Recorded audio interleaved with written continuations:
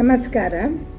ಈಗ ನಾವು reproductive health ಅಂದರೆ ಆ ಮಗು ತನ್ನ ತಾಯಿಯ ಹೊಟ್ಟೆಯನ್ನೊಳಗಡೆ ಇರುವಾಗಲೇ ಅದಕ್ಕೆ ಓವರೀಸ್ ರೆಡಿಯಾಗಿರುತ್ತೆ. ಸೊ ಆ ಮಗು ಹುಟ್ಟಿ ಬಂದು ಮತ್ತು ಟೀನೇಜ್ ಆಗುವಾಗ ಈಗೆಲ್ಲ 9 ವಯಸ್ಸು 10 ವಯಸ್ಸಲ್ಲೇ ಮೆಚುರಿಟಿ ಆಗಿಬಿಡುತ್ತೆ, ಪೀರಿಯಡ್ಸ್ ಆಗಿಬಿಡುತ್ತೆ.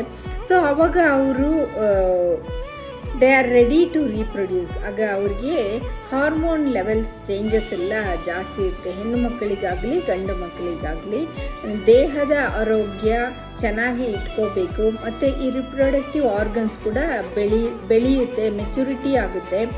ಸೊ ಅದಕ್ಕೋಸ್ಕರನೇ ಅವ್ರಿಗೆ ಒಳ್ಳೆ ಆಹಾರ ಕೊಟ್ಟು ಮತ್ತು ಮನಸ್ಸು ಕೂಡ ನೆಮ್ಮದಿಯಾಗಿರಂಗೆ ನೋಡ್ಕೋಬೇಕು. ಯಾಕಂದರೆ ಅವ್ರಿಗೆ ಆ ಹಾರ್ಮೋನಲ್ ಚೇಂಜಸ್ಸಿಂದ ತುಂಬ ಡಿಸ್ಟರ್ಬೆನ್ಸ್ ಇರುತ್ತೆ. ನಾನು ಯಾರು ಅನ್ನೋ ಕ್ವಶನ್ಸೇ ಅವ್ರಿಗೆ ಗೊತ್ತಾಗಿರಲ್ಲ.